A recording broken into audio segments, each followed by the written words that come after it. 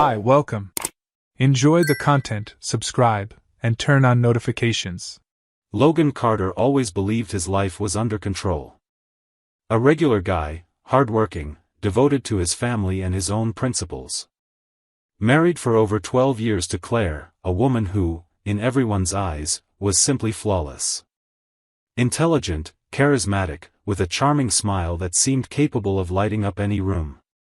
They were the kind of couple neighbors admired, friends praised, and relatives used as an example. At least, that's what Logan believed, until that day. It all started on a completely normal morning, at least, it seemed like one. Claire was rushing to get ready. As she fixed her bag, checked documents, grabbed her laptop, and in the middle of the chaos, casually mentioned she'd have a busy day. She said the company was tightening deadlines, that an urgent delivery would require her presence all day, and that she'd probably come back later than usual. Logan, suspecting nothing, just nodded, wished her a good day, gave her a quick kiss on the cheek, and went back to organizing things at home before starting his remote workday. But when Claire left, something strange lingered in the air. Logan couldn't exactly explain what. It wasn't a clear suspicion, not a piece of evidence, not a concrete fact. Just that uncomfortable feeling deep inside, that weird intuition you can't explain but keeps bugging you. Maybe it was the rushed tone in her voice, maybe her eyes avoiding direct contact when he tried to look closer, maybe the overly hurried way she moved, like she wanted to escape. He tried to ignore it. Tried to carry on with his morning normally, checking emails, organizing tasks, replying to messages. Until almost an hour after Claire left, Logan noticed something on the kitchen table. Her phone. Right there. Forgotten, vibrating silently, the screen flashing discreetly. For a few seconds, he stood still, just watching the phone vibrate. Then he read the notification that appeared on the locked screen. A short, direct message that felt like a knife piercing his chest. Can't wait to see you today. That meeting room, just ours. Logan froze. His blood seemed to freeze too. For a moment, he thought maybe he had misread it. Maybe it wasn't meant for Claire, maybe it was a mistake, a silly coincidence, perhaps even an inside joke. But when he looked at the sender, the truth hit him like a punch to the gut.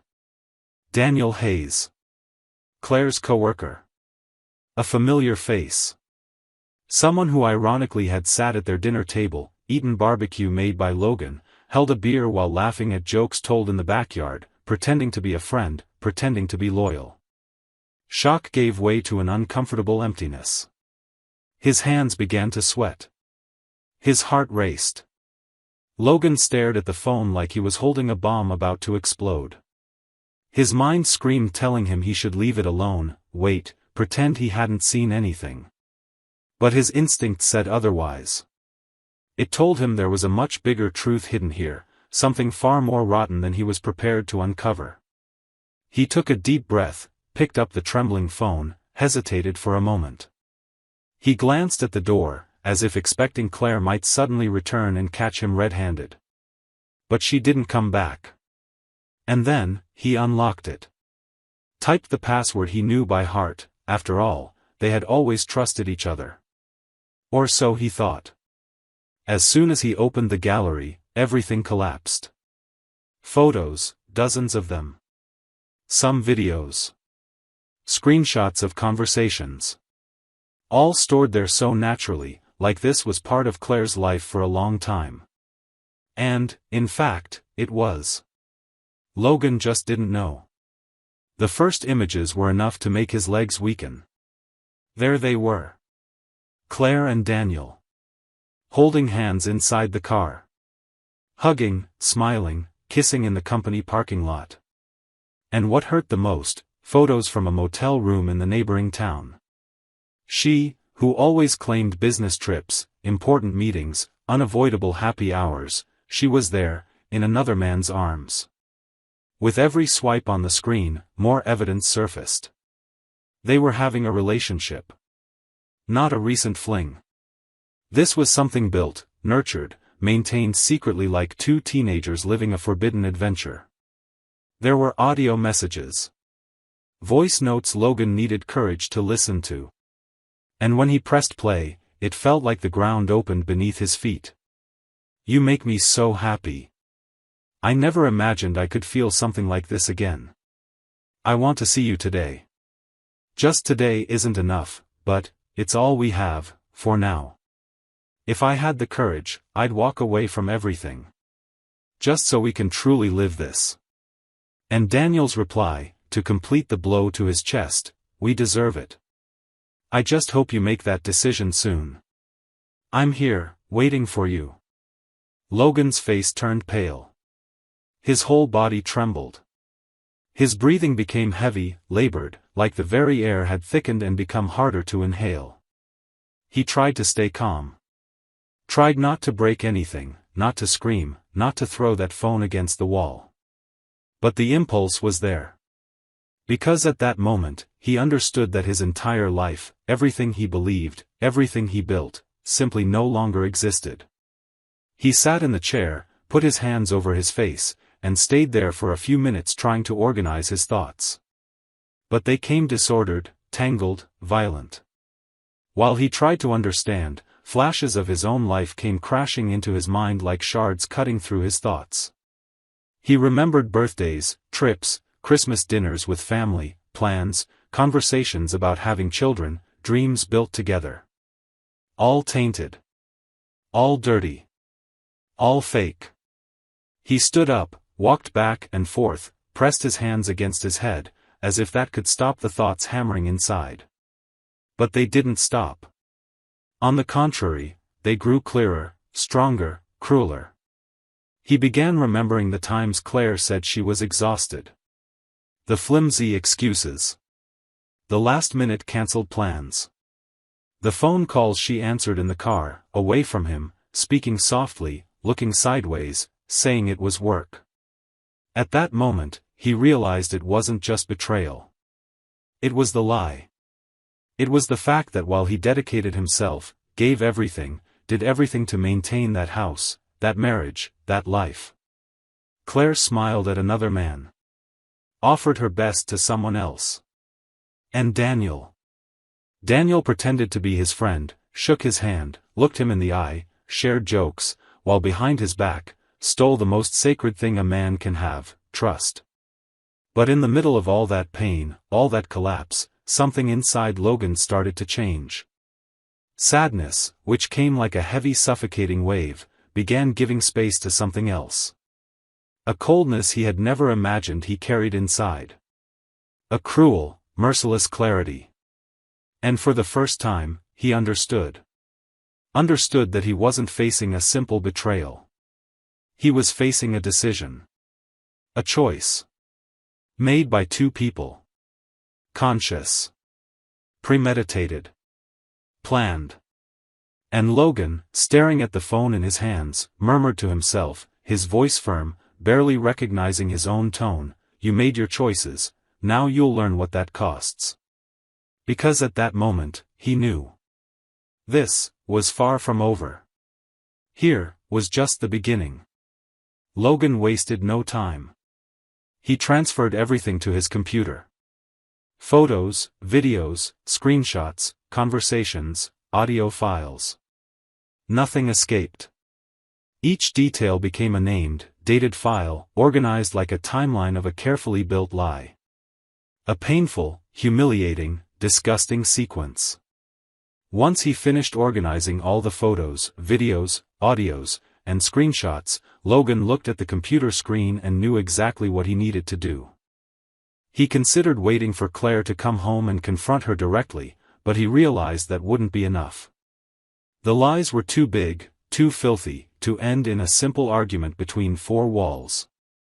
So he opened his email, created a new anonymous account, and started preparing what would, for many, be the worst day of their lives. He wrote a direct, blunt message with no room for doubt.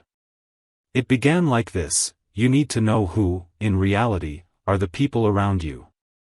And right after, he poured out the entire truth. He attached images. Photos that spoke louder than any words. Hidden kisses, holding hands, loving glances, plus the audios, the same ones that tore open his chest the first time he heard them. He was meticulous in selecting the recipient list. Claire's family. Daniel's family. Mutual friends. Co-workers. Bosses. And especially Vanessa, Daniel's wife. He scheduled the sending of all emails at once. And when he pressed that send button, it felt like triggering a bomb. There was no turning back. The effects began almost instantly. Within the company, Claire received the email in the middle of work. As soon as she opened it, she froze. Her eyes widened, her hands trembled, and the shock was so great her body gave out. She collapsed to the floor, unconscious, in front of everyone. Upstairs, Daniel also opened the email during an important meeting. The images appeared on the screen, and in the same second, he completely lost control. He tried minimizing the window, closing the laptop, but coworkers' stares were already fixed on him. The HR director stood up, looked straight at him, and said only, "Come with me. Now." The scandal spread like wildfire. WhatsApp groups, forwarded emails, people gossiping in the hallways. Clients began calling demanding explanations. Some even threatened to cancel contracts. And at Daniel's house, the impact was no smaller. Vanessa opened the email, saw every photo, listened to every audio, and for a few seconds, felt like her entire world was collapsing. She screamed, cried, threw the laptop onto the couch, and walked around the house in shock while the kids watched, frightened and confused. Logan, on the other side, silently observed everything unfold. His cell phone vibrated non-stop, messages coming in, voice notes, calls. But he ignored them all. He just took a deep breath and thought, "This is what you wanted to hide, huh? Well now, everyone knows." When Claire was called into the director's office, she walked in with a pale face and a trembling body. She knew exactly why. The photos, screenshots, and audios had spread like a virus. Opening the email earlier and seeing the files circulating among colleagues, managers, and even clients was enough for her to understand that her life had ended right there, in that place. As soon as Daniel entered, he shot a heavy glance at her and without hesitation snapped, "Is this real, Claire? Tell me you deleted those photos and conversations. How could you be so careless?" She tried to breathe, to hold back tears, but didn't answer. There was no response that could fix this. The director looked at both of them, took a deep breath, and got straight to the point without beating around the bush. "Do you understand how this tarnishes the company's image?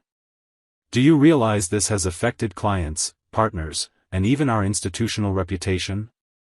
What you've done, besides being shameful, is completely incompatible with any ethical standard." He tossed a printed sheet onto the table. The image spoke for itself. HR added bluntly, effective immediately, "You are officially terminated from the company. And honestly, after what we've seen here, there's absolutely nothing more to discuss." Daniel pressed his hands against his face, turned his body, and before leaving the room, threw one last cutting remark at Claire, "Fix this with your husband, because whoever blew everything wide open was you." And he slammed the door behind him. Claire left the building with shaky legs, a tight chest, and an upset stomach. She drove home with trembling hands, barely able to hold the steering wheel. The fear of what she was about to face seemed to crush her from within. When she opened the door, she found Logan standing in the middle of the living room. His gaze seemed heavier than any scream. A look of someone who doesn't feel anger or sadness anymore. Only contempt. She took 2 steps forward, held her hands in front of her body, and her voice came out weak, broken, "Please, let me talk, let me explain." "I swear," Logan took a deep breath, interrupted her without raising his voice, "Pack your things. And leave my house." Claire froze. Tears came uncontrollably. "Please, Logan, let me speak. I beg you, don't do this." He shook his head and replied coldly, firmly, in the coldest tone she had ever heard from him, "You made your choice. Now live with it. You don't stay here anymore." She stood motionless, her whole body shaking, unsure whether to cry, beg again, or simply accept that this was the definitive end. And in that moment, she realized that everything, absolutely everything, was lost. The divorce was signed weeks later, without arguments, without prolonged hearings, without any attempt at reconciliation. Logan handled the process surgically, coldly, directly. He made sure to handle everything objectively, like closing a contract, like ending a cycle that no longer existed. Claire signed the papers with trembling hands, feeling each letter like knives slicing through her skin. The finality hit her when she received the official document. There it was, in black and white, the official end of the marriage. She spent weeks lost, dragging herself through her own thoughts, between guilt, regret, and that deafening silence that now filled her days. Shame felt physical. Going to the grocery store, walking down the street, looking at her reflection, all painful. She lost friends, lost the respect of her own family. Even her parents, who tried to support her, distanced themselves for a while. Messages went unanswered, invitations disappeared, and the only company she had left were her own thoughts, her own emptiness. Daniel, on the other hand, spiraled into chaos. He was kicked out of his house the same week he lost his job. Vanessa refused to hear anything.